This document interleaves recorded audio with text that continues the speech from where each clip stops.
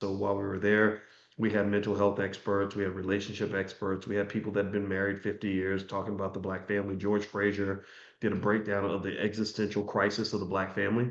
And one of the things that no one really addresses is the fact that that if black people don't figure out a way to have families, then the black community's wealth is not really going to grow. There might be individual pockets of success, but for the most part, wealth is a family-oriented sort of thing, generational wealth especially.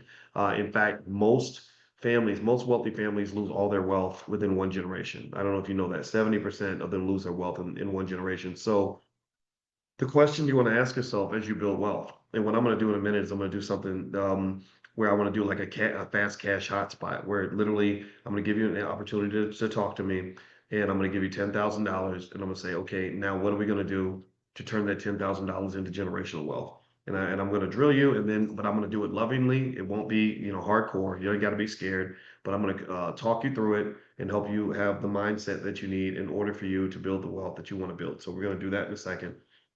So ultimately, the convention was amazing because we had the right people there.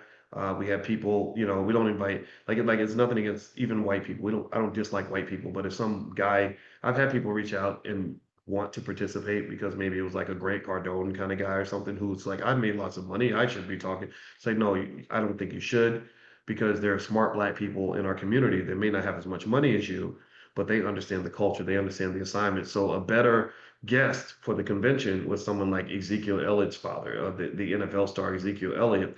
His father is a member of the Nation of Islam.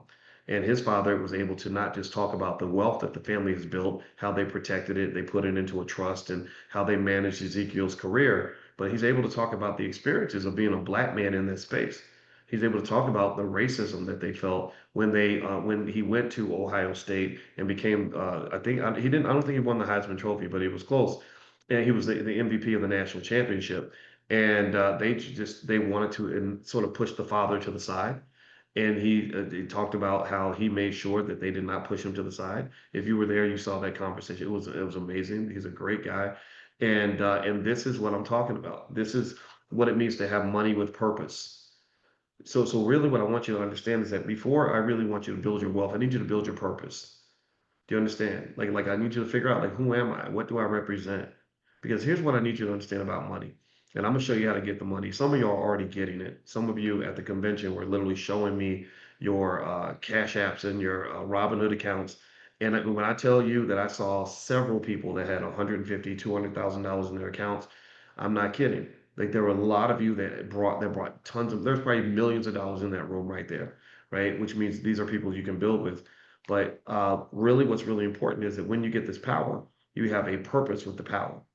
Because if you have power with no purpose, then that power will be used in a destructive way.